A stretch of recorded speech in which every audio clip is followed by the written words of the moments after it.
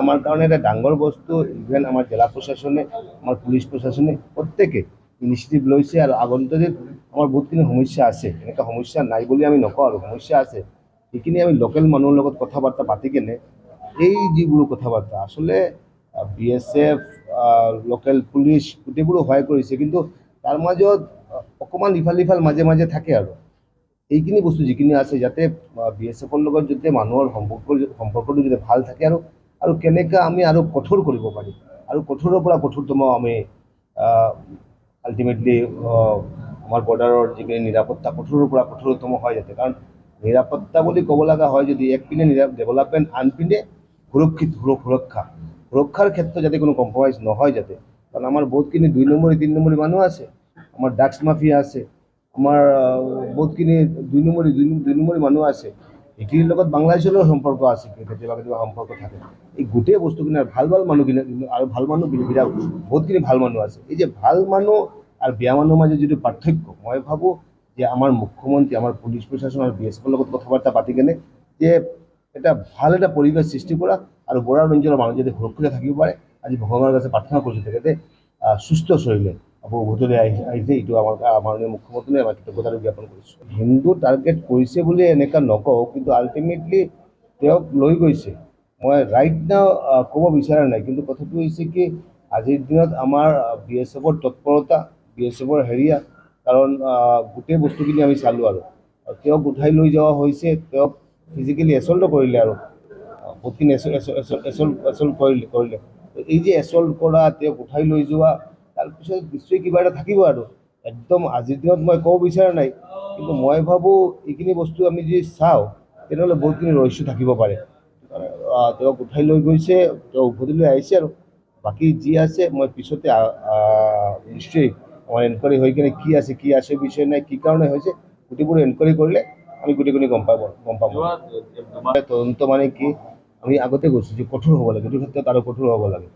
কাৰণ এই ক্ষেত্ৰত আমি দেখিছোঁ যে এই এটা চিণ্ডিকেট এটা আছে, আৰু এই যিবোৰ চিণ্ডিকেট সিহঁতে চলাই থাকে, সিহঁতৰ হাতটো কিন্তু বিৰাট ডাঙৰ হাত, আৰু সিহঁতৰ কিন্তু বিৰাট এটা হেৰিয়া থাকে, আৰু হাত থাকে। সেইটো কাৰণে এই ক্ষেত্ৰত চৰকাৰে, মই ভাবোঁ যে এখন আইন আনিব লাগে। আমাৰ আইনৰ ক্ষেত্ৰত যাতে আৰু সুদূৰ এখন আইন হ'ব লাগে, য'ত আইনৰ যোগেদি মানুহে যাতে ভয় পায় যে নাই এইখিনি বস্তু কৰিলে আমার ইটো হব পারে। কার্ডটাই খুলো, কার্ড জমা দিয়েছি, গরুর লেখাইছি, লেখাইয়ে তো ভিতরে গেছি গিয়া আলি ফেলাইবা লোকে গাছ কাটার জন্য আমার লাগছে। পাকা দিলে কিছু গাছ কাটিয়ে আনলো, আমার ওভারে নাম করেছি বাবা বলছি ভাই আইও কেমন ধান নিল তারা আরো 4-5 জন লোক আর আমার একটা গাছ কাটিলাম, ওটা জায়গা থেকে গেছে। তো তারা তুলা যেমন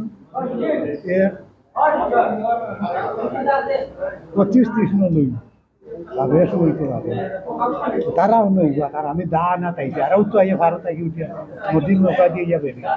কয়জন আছেন তারা আপনার লইয়া গেছে? 7 জন। মারপিট করছেন এলিয়া? ও মাইফিট করছে ভাবনো বাড়ি গিয়া তো আমার মাথা বাড়ি মারি আমার ভালো লাগছে। কেন লইয়া যাইতে সময় ওই ওরা খারাপ নাকি? দিকাইছে তার ভাই ওষুদিন রাত্রে তাকে খুঁজাইয়া ভাইতিরা।